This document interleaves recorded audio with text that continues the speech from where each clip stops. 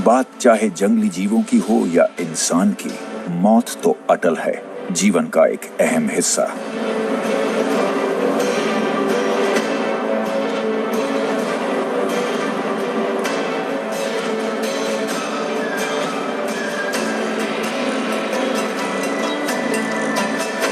मैंटा race का skeleton भी sharks की तरह कार्टिलेज का बना होता है। उनकी मौत के बाद ये बहुत जल्दी डिकम्पोज हो जाता है, मगर इस व्हेल की हड्डियां काफी लंबे समय तक धूप में ब्लीच होती रहेगी। ये हड्डियां दुनिया के एक सबसे बड़े मैमल की हैं, हम्पबैक व्हेल की, विशाल कद की बेहद खूबसूरत व्हेल की।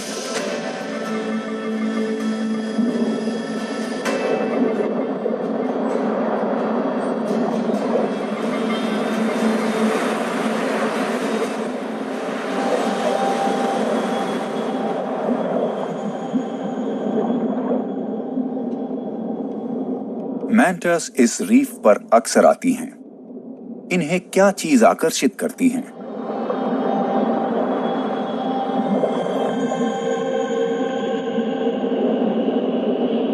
कुदरत में कुछ भी बिना वजह नहीं होता है।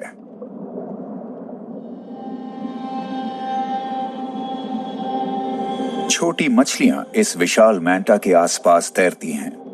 उनकी दिलचस्पी मैंटा के पेट के निचले हिस्से में है। क्या वो इसके विशाल विंग्स के साए में छिपना चाहती हैं?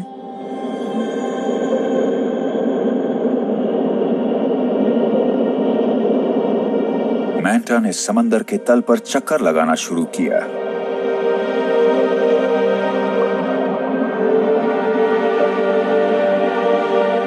रीफ पर सिर्फ एक दूसरे से मुकाबला करके ही नहीं, साथ देकर भी जिया जाता है। जिस तरह से कोरल्स एल्जे के साथ जुगलबंदी करते हैं, उसी तरह से विशाल मैंटा भी इन छोटी मछलियों की मदद लेती हैं।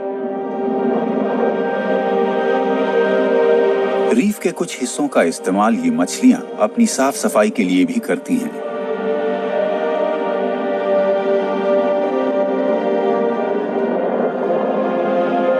मैंटा चूंकि प्लैंकटन खाती है, इसलिए इससे दूसरे जीवों को कोई खतरा नहीं होता, बल्कि कई पैरासाइट्स इसके शरीर पर खाने की तलाश में आ जाते हैं। पैरासाइट्स और डेड स्किन, ये दोनों इन सफाई कर्मियों की खुराक हैं। ये अपने फायदे के लिए मैंटा के करीब आई हैं, मगर फायदा दोनों को है। मैंटस के पास उन खतरनाक माइक्रोब से छुटकारा पाने का एक और तरीका भी है। जिस छिछले पानी में कोरल रीफ्स डूबे होते हैं, वहां काफी रोशनी भी आती है।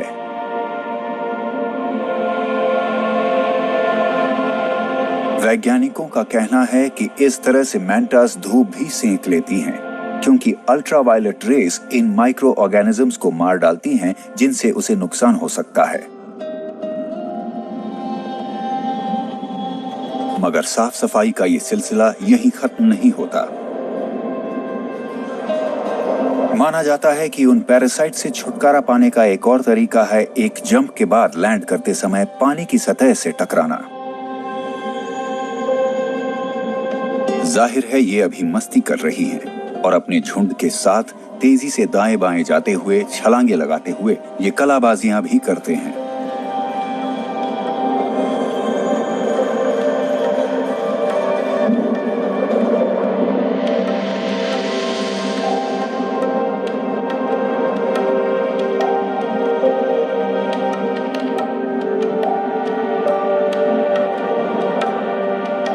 ये विशाल मैंटा इन सफाई कर्मियों को अपने गिल्स में भी जाने से नहीं रोकती।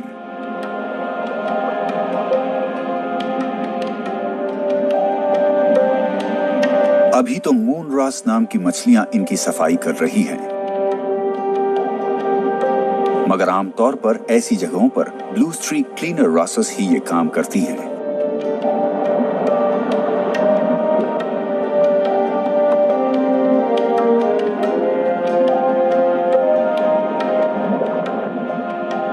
दिन दिन के वक्त तो मैंटास काफी गहरे पानी में ही रहते हैं। इतने बड़े शरीर के लिए काफी जगह भी चाहिए। दूसरी मछलियों की तरह मैंटा भी अंडे देती हैं। हालांकि कई बच्चे तभी अंडे से बाहर आ जाते हैं जब वो अपने मां के पेट में होते हैं। इसे देखकर तो लग रहा है कि इसके पेट में नया जीवन पल रहा है। सनबर्स्ट बटरफ्लाई फिश हरकत में आ चुकी है। ये भी अपनी भूख मिटाने के लिए मैंटा की मौजूदगी का फायदा उठाती हैं।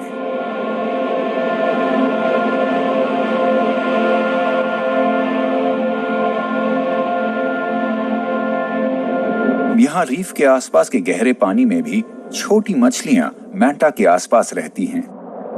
क्या इन्हें इस विशाल जीव की डेड स्किन के अलावा भी कुछ और मिलने की उम्मीद है?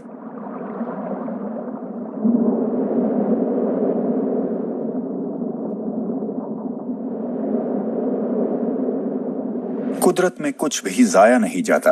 खाना खाने के हर मौके का पूरा फायदा उठाया जाता है। नियम बड़ा ही सरल है और ये बात सिर्फ इस कुदरती माहौल में ही लागू नहीं होती।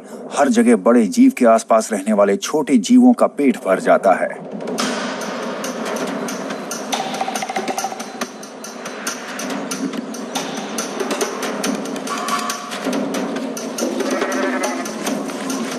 इंसान हो या जानवर, खाने के बिना जिंदा नहीं रह सकते।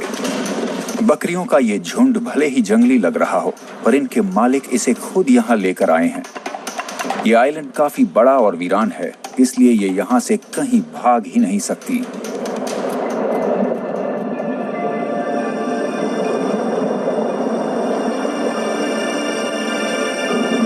मैंटास लगातार सफर करती रहती हैं। कोरल रीफ्स पर भी कई ऐसे जीव रहते हैं जो वैसे तो बड़े सुस्त से लगते हैं, मगर वो भी लगातार हिलते रहते हैं। ये ज़ेनिया जीनस का कोरल है। ये 1 मिनट में करीब 30 से 40 बार हिलता है। इससे इसके आसपास के पानी में उथल पुथल होती है। ये खूबी बहुत कम ही कोरल्स में नजर आती है।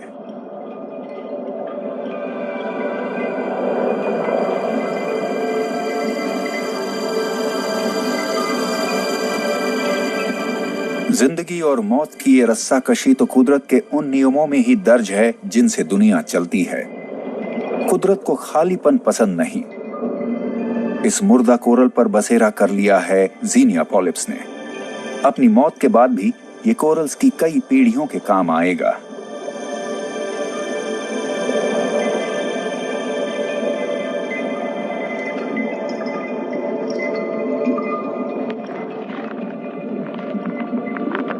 जिंदा कोरल्स में कई और जीव भी रहते हैं।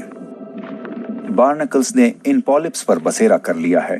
ये आर्थ्रोपॉड्स हैं और अपनी नस्ल के ऐसे इकलौते जीव हैं जो सेसाइल होते हैं।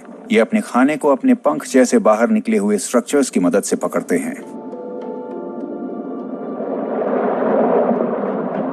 पानी के नीचे की इस दुनिया में सैलानी भी आते हैं और यहाँ के बाशिंदे भी रहते हैं, मगर कई जीव ऐसे भी होते हैं जिनमें ये दोनों खूबियां पाई जाती हैं। ये ट्यूनिकेट्स कॉर्डेट्स होते हैं, जिनमें सभी वर्टिब्रेट्स और यहां तक कि इंसान भी शामिल हैं। हो सकता है कि सारे मौजूदा वर्टिब्रेट्स का विकास इसी प्राचीन जीव से हुआ हो। लेकिन सेसाइल ट्यूनिकेट्स में एक नोटोकॉर्ड सिर्फ तभी होता है जब वो लार्वा होते हैं। इनके रिप्रोडक्टिव सेल्स के एक्सटर्नल फर्टिलाइजेशन के 12 घंटे बाद लार्वा अंडे के बाहर आता है। उन्हें एक नोटोकॉर्ड और पूंछ होती है जिसकी मदद से ये कहीं आते जाते हैं। कुछ घंटे बाद ही ये कहीं रहने की जगह ढूंढते हैं और वहां अपनी पूरी जिंदगी बिता देते हैं।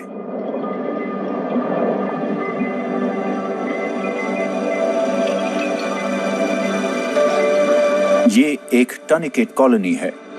हालांकि ये दिखने में सिर्फ एक जीव जैसी लग रही है, लेकिन ये कई जीवों से बनी है।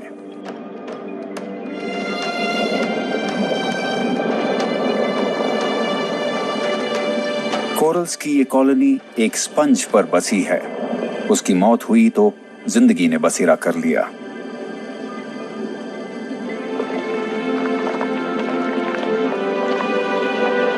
रिबन मोरे शिकारी होती है। छोटी मछलियों का शिकार करने के लिए इन्हें अपने घर से दूर जाना पड़ता है और जब ये शिकार नहीं करती है तब छिप कर रहती है। इसका काला रंग सबूत है कि ये अभी काफी छोटी है।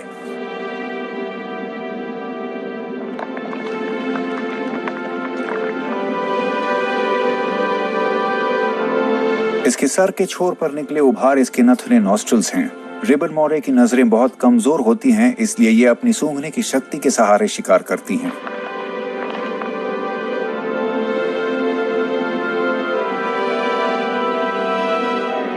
मैच्योर मेल्स का रंग नीला होता है। उनके पेल्विक फिन्स और उनकी स्नाउट पीले रंग की होती है।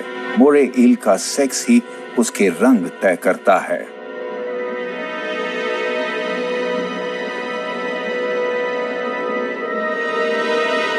ये मछलियां अपना सेक्स भी बदल लेती हैं।